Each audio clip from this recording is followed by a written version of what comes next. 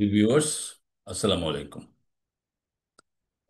আমার এই ভিডিওটা তরুণ প্রজন্মের জন্য, বিশেষ করে যারা ছাত্র তাদের জন্য। আমাদের আমরা যখন পড়াশোনা করতাম তখন কিন্তু আমাদের অভিভাবকরা, পিতা মাতা সব সময় বলতো শুধু পড়ালেখা করো। কিন্তু এখন পড়াশোনার পাশাপাশি অভিভাবকরা আরেকটা কথা আমার মনে হয় বলা উচিত: পড়াশোনা করো এবং আয় ইনকাম করো। কারণ এখন পড়াশোনার পাশাপাশি আয় ইনকাম করার সুযোগ আছে। আমাদের সময় সুযোগ ছিল না। আমাদের সময় সুযোগ থাকলেও আমরা করতে পারতাম না, কারণ পরিবেশ পরিস্থিতি আহ, আমাদের অনুকূলে ছিল না। আমরা তখন শুধু পড়াশোনা করেছি। তখন কিন্তু বিশ্ববিদ্যালয়ের সেশন জট ছিল, যেখানে 23-24 বছর বয়সে মাস্টার্স কমপ্লিট করার কথা, অনার্স এবং মাস্টার্স। সেই ক্ষেত্রে আমরা প্রায় 27 বছর বয়সে আমরা কিন্তু মাস্টার্স কমপ্লিট করেছি। চিন্তা করে দেখেন কিভাবে সময়টা আমরা নষ্ট করেছি। যেখানে 3 বছর অনার্স, 1 বছর মাস্টার্স, বর্তমানে 4 বছর অনার্স, 1 বছর মাস্টার্স। তো সেই দৃষ্টিকোণ থেকে আমরা কিন্তু অনেক সময় অলস কাটিয়েছি, অনেক সময় নষ্ট করেছি। আমি তরুণ প্রজন্মের কাছে, বিশেষ করে ছাত্রদের কাছে অনুরোধ করব, পড়াশোনা যখন করতে হয় পড়াশোনার মতোই পড়াশোনা করতে হবে।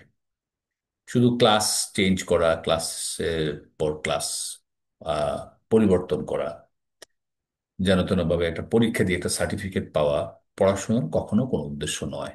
এটা পড়াশোনা হতে পারে না। যদি পড়াশোনা করো, পড়াশোনার মতো পড়াশোনা করতে হবে। তাহলে পড়াশোনার মতো পড়াশোনা কি? আমি যখন যেই ক্লাসে পড়বো সেই ক্লাসের জ্ঞান, তথ্য এবং শিক্ষাকে নিজের মতো করে বাস্তবিক, প্রায়োগিক শিক্ষার সাথে প্রায়োগিক দিকটা মাথায় রেখে কিন্তু পড়াশোনা করতে হবে। এবং এই যে শিক্ষাটা আমি নিচ্ছি, এটা বাস্তবতা, এটা প্রয়োগটা কোথায় হবে? তাহলে এই দুটো জিনিসের মধ্যে যদি সমন্বয় করে আমি পড়ালেখা করি, তা আমার বিদ্যা, আমার বুদ্ধি জীবনের জন্য কাজ দিবে। এবং আপনার এই বিদ্যা বুদ্ধি থেকে কিন্তু অনেক ধরনের নতুন নতুন শাখা উপশাখা সৃষ্টি হবে কাজের। এই জন্য জ্ঞানের সাথে প্রায়োগিক দিকটা চিন্তা না করলে আপনার কাজের পরিবেশ, কাজের স্কোপ তৈরি হয় না। আমি ছাত্রদের বলবো, পড়াশোনা করবা এবং পড়াশোনার পাশাপাশি এই পড়াশোনাটার প্রায়োগিক দিক কোথায় সেই জিনিসটাও কিন্তু চিন্তা করতে হবে। তাহলে তোমার প্রথম উপকার হবে, তারপর তোমার মানবতার উপকার হবে। দ্বিতীয় জিনিস হচ্ছে যে আমরা সবসময় দেখতে পাই ছাত্র কিন্তু সারাক্ষণ বাইরে সময় নষ্ট করছে, সারাক্ষণ আহ খেলাধুলা করছে, সারাক্ষণ বন্ধুদের সাথে আড্ডা দিচ্ছে। আড্ডা, খেলাধুলা, এগুলো জীবনের জন্য দরকার আছে, অবশ্যই দরকার। কারণ কখনো কখনো আড্ডা মেডিসিনের চেয়ে বেশি ভালো কাজ করে। কখনো কোনো একটা ভালো বন্ধু মেডিসিনের চেয়ে ভালো কাজ করে। এগুলো দরকার আছে। কিন্তু যখন এক্সেসিভ হয়ে যাবে, কন্টিনিউয়াস হয়ে যাবে, অনগোয়িং হয়ে যাবে, প্রলঙ্গিং হয়ে যাবে, দীর্ঘায়িত হবে, এবং এগুলো যখন জীবনের মুখ্য উপাদান হিসাবে চলে আসবে, জীবন যাপনের উম, প্রধান আহ,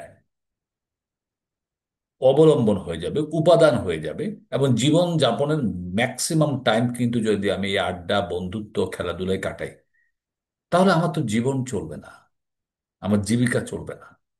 আমরা যত কথাই বলেন, আমরা যত কাজই করি না কেন, আমাদের জীবিকার সংস্থান যদি না হয়, তাহলে সবকিছু কিন্তু ভণ্ডুল হয়ে যাবে। আমাদের জীবিকার বিষয়টা আগে খেয়াল রাখতে হবে। আপনি দেখেন, আমাদের প্রত্যেকেই কিন্তু, আমরা কিন্তু পেটের জন্য, পেটের দায়ে কিন্তু সকালে ঘর থেকে বের হই। এটা সবার জন্য।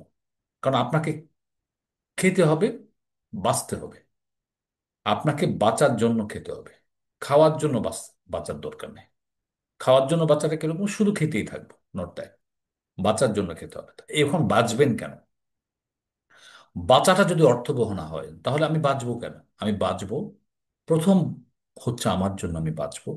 দ্বিতীয়ত হচ্ছে আমার পরিবারের জন্য আমি বাঁচবো। তৃতীয়ত হচ্ছে পৃথিবীর মানুষের জন্য আমাকে বেঁচে থাকতে হবে। কারণ আমাকে আল্লাহ তাআলা পাঠিয়েছে দুনিয়াতে কোনো একটা পোটেনশিয়ালিটি দিয়ে, কোনো একটা সম্ভাবনা দিয়ে।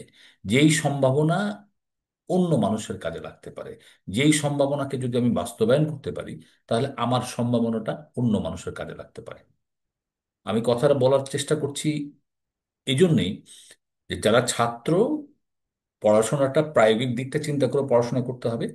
আর প্রায়োগিক দিকটা চিন্তা করে পড়াশোনা করলে তোমার পড়াশোনা মানবতার জন্য কাজে লাগবে। আর সবার আগে বেঁচে থাকতে হবে, এবং বেঁচে থাকার সুস্থভাবে বেঁচে থাকতে হবে। অতএব সুস্থভাবে বেঁচে থাকার জন্য আগে কি কি করতে হবে সেটা অন্য কোনো ভিডিওতে আমরা আলোচনা করব। প্রথম কথা, সুস্থভাবে বেঁচে থাকতে হবে। বাঁচতে হবে প্রথমে নিজের জন্য, বাঁচতে হবে পরিবারের জন্য, বাঁচতে হবে পৃথিবীর মানুষের জন্য। ধন্যবাদ সবাই, ভালো থাকবেন। আসসালামু আলাইকুম।